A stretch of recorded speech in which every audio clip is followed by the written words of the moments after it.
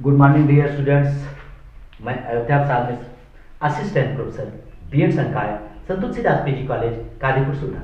Dear students, आज हम अपनी इस यूट्यूब वीडियो की कड़ी में बुनियादी शिक्षा अथवा बेसिक शिक्षा का पाठ्यक्रम और समय सारणी के विषय में अध्यापन करेंगे। डियर स्टूडेंट्स, जैसा कि हम लोग जानते हैं, कोई भी शिक्षा योजना वो अपने उद्देश्यों की प्राप्ति ये पाठचर्या और समय सारणी का निर्धारण करता है। उसी प्रकार बेसिक शिक्षा योजना अथवा बुनियादी शिक्षा योजना अपने उद्देश्यों की प्राप्ति हेतु निम्नांकित पाठचर्या और समय सारणी का निर्धारण किया था।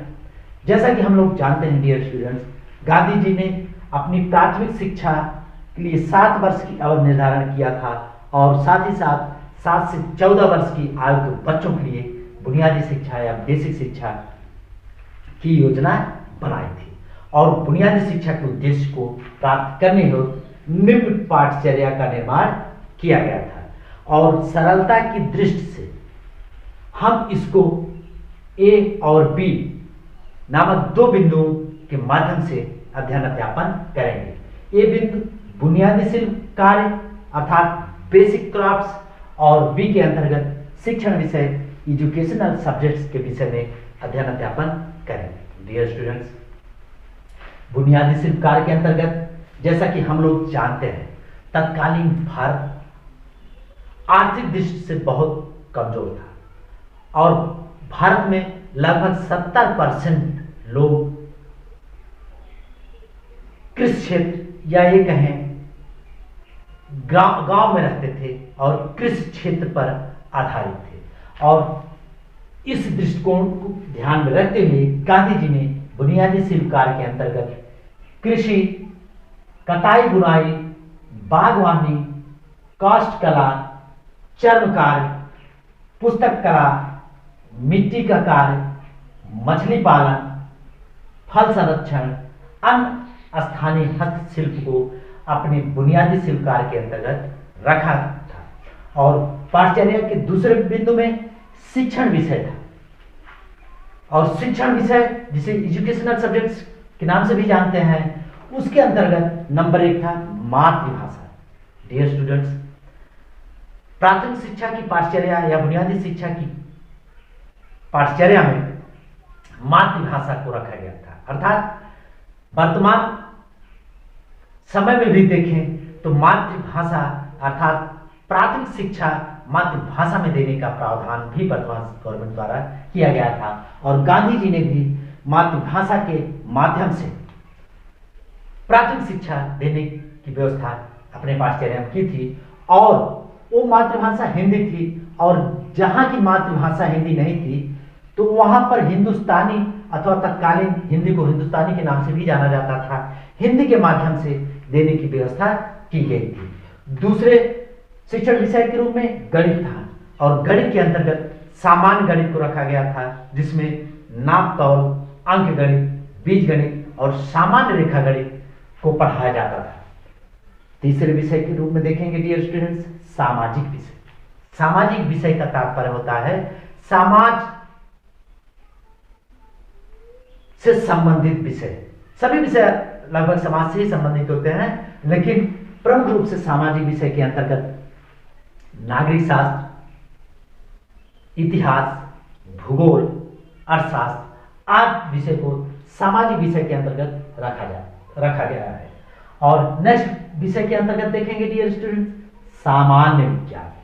सामान्य विज्ञान के अंतर्गत डियर स्टूडेंट्स प्रकृति निरीक्षण, क्योंकि गांधी जी व्यवहारिक शिक्षा को बल देते थे, इसलिए सामान्य विज्ञान के अंतर्गत उन्होंने प्रकृति निरीक्षण, बागवानी, वनस्पति विज्ञान, प्राण विज्ञान, रसायन विज्ञान, गृह विज्ञान और सामान्य भौतिक विज्ञान को सामान्य विज्ञान के अंतर्गत रखा था।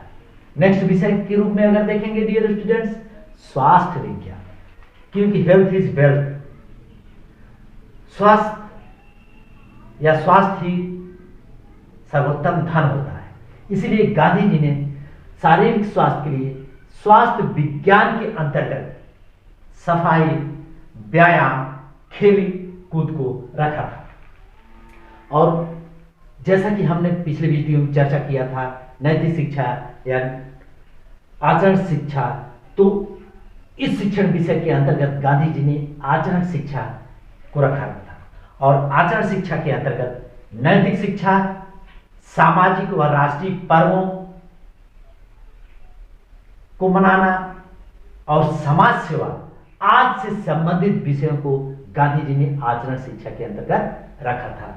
और सातवें पॉइंट के अंतर्गत संगीत था, क्योंकि किसी विद्वान ने कहा है, साहित्य, संगीत, कला विहीना साक्षात पशुपक्षीहीना। और गांधी जी इस उद्देश्य से, क्योंकि संगीत के द्वारा ही मानसिक स्वास्थ्य को बढ़ाया जाता है, इसलिए गांधी जी ने प्राथमिक शिक्षा में संगीत को भी स्थान दिया था। और साथ ही साथ चित्रकला को भी गांधी जी ने अपने शिक्षण विषय के अंतर्गत रखा था। डियर स्टूडेंट, पाठचर्या या क्यूरिकुलम या पाठ्यक्रम के अंतर्गत गांधी जी ने बुनियादी शिल्प कार्य और शिक्षण विषय के अंतर्गत कृषि, कताई, बुनाई, बागवानी, काष्ठकला, चर्मकला आदि ग्रामीण आधारित अर्थव्यवस्था से संबंधित हस्त कौशल पर आधारित विषयों को गांधी जी ने बुनियादी शिल्प कार्य के अंतर्गत रखा था। और उस समय तत्कालीन आवश्यकताओं के आधार पर गांधी जी ने शिक्षण विषयों के अंतर्गत इन विषयों को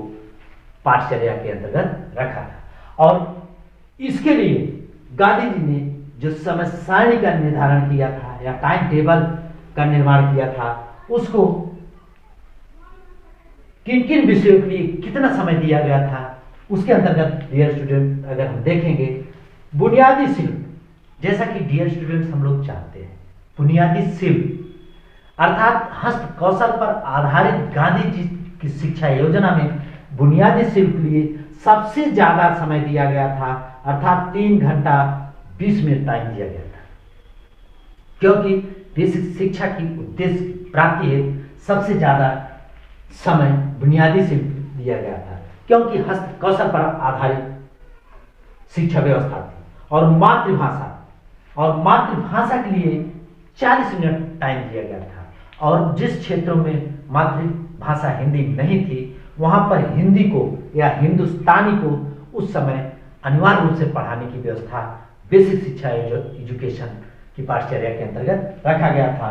और उसके लिए 40 मिनट टाइम निर्धारित किया गया था। डियर स्टूडेंट्स, नेक्स्ट में देखेंगे विषय के लिए टाइम, गणित और संगीत के लिए 40 मिनट, अर्थात प्रत्येक दिन 40 मिनट में गणित और संगीत की शिक्षा बालकों को दी जाती थी। और नेक्स्ट विषय में सामाजिक अध्ययन और सामाजिक विज्ञान के अंतर्गत 30 मिनट, अर्थात प्रत्येक दिवस पर 30 मिनट सामाजिक विज्ञान और सामाजिक अध्ययन के लिए गांधी जी की समय सारणी में निर्धारित किया गया था। और शारीरिक शिक्षा के लिए 10 मिनट और मध्यावकाश 10 मिनट के लिए होता था। अर्थात कहने का तात्पर्य, गांधी जी की पाठचर्या में कुल अवधि 5 घंटा 30 मिनट था। अर्थात प्रतिदिन बेसिक एजुकेशन के अंतर्गत जो समय सारणी का निर्धारण किया गया था, 5 घंटा 30 मिनट प्रतिदिन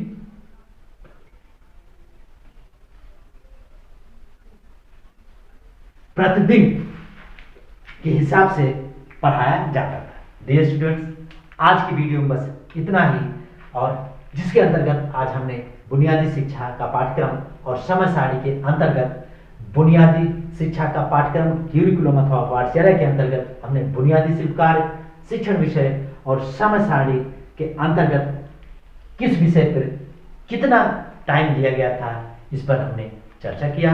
आज बस इतना ही, इसके आगे नेक्स्ट वीडियो में। धन्यवाद।